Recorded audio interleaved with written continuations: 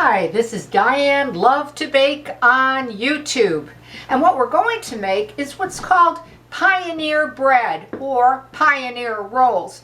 I actually tried this recipe at a friend's and I really enjoyed it.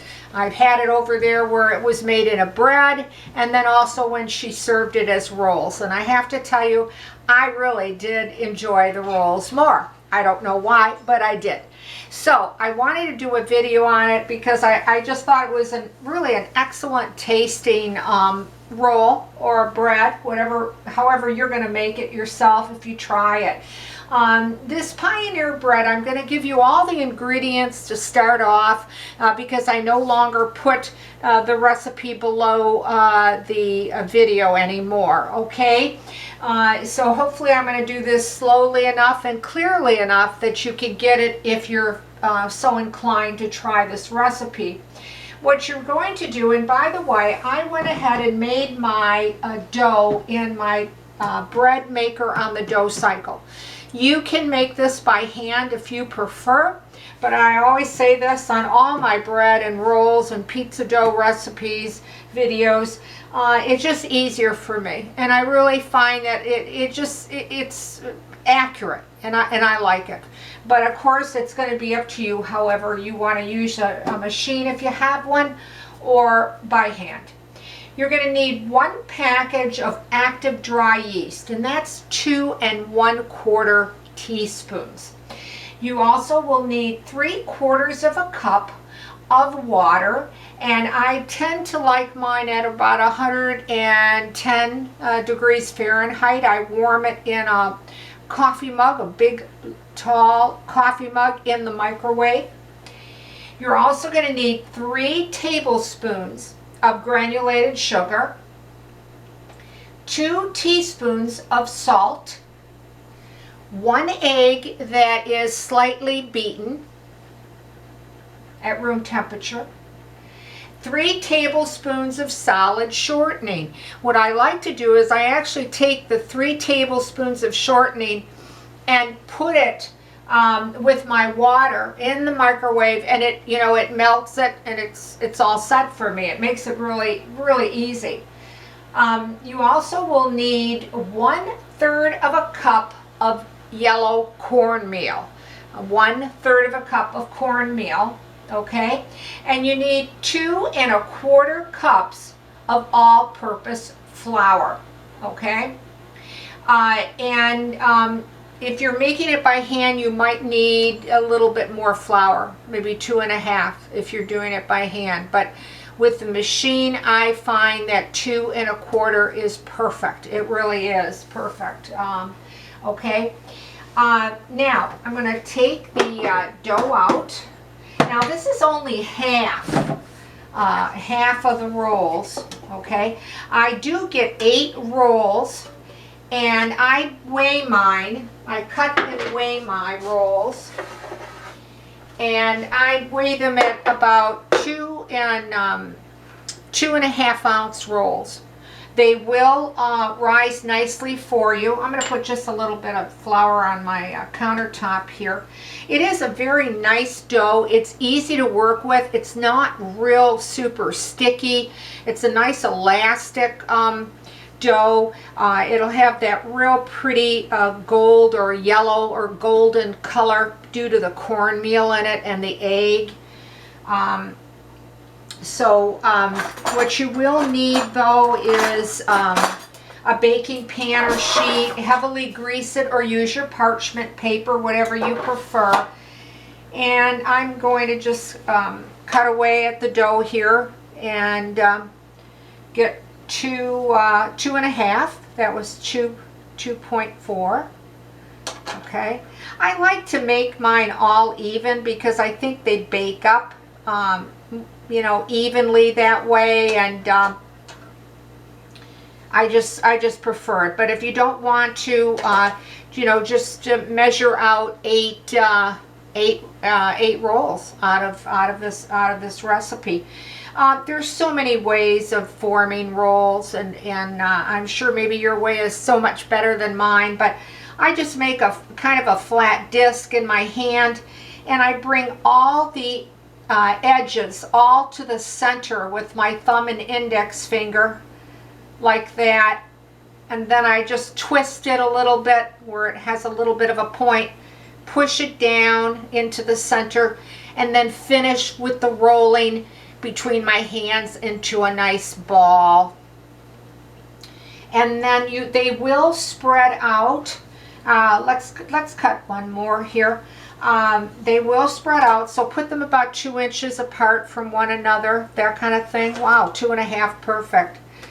And again, I just spread it out like a round disc, and then I just pinch all the sides together to the center till it all comes together with just a little bit of a, I don't know what you'd call it, but anyway, a little point. I push the point in and then just roll it between my hands. Okay, now these rolls are going to have to double in size, so once you roll them, you'll want to cover them with a a clean kitchen towel and put them in the warmest part of your kitchen. I'm using an egg wash. Now you can certainly do the egg wash before they go into the oven, but I wanted to show you. And to be honest with you, sometimes I do it twice. I put the egg wash on and then a piece of plastic that I've sprayed with oil spray, and then a towel so it doesn't stick. And then what you can do is then just sprinkle it with cornmeal on the tops. If you don't want to do that, you don't have to. You could put sesame seeds on. You could put poppy seeds on, really. I mean, it's up to you, that kind of thing. But let them rise, and it could take 45 minutes. It could take an hour. It really depends on the temperature of your kitchen. But do wait for them to rise. So I'm going to put that over here. I'm going to rinse my hands quickly here. And I'd like to show you what they look like once they're baked up.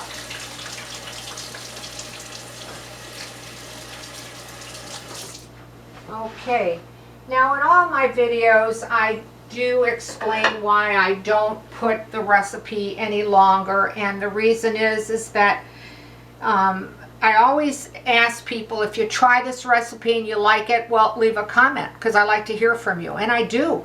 I really do, and I will answer in a timely fashion, whether it's a comment or a question or that kind of thing. But so many people take your work, they put them on other sites, or they pin them, they claim them as theirs, and it's so frustrating that when I see somebody asking me a question or has a comment or even a compliment, I can't answer them, and it's so frustrating. So I'd really appreciate it if you'd watch me solely on YouTube, and that way, if you do write, you do comment, I'm able to answer you, okay? This is how they bake up. There'll be a nice golden brown,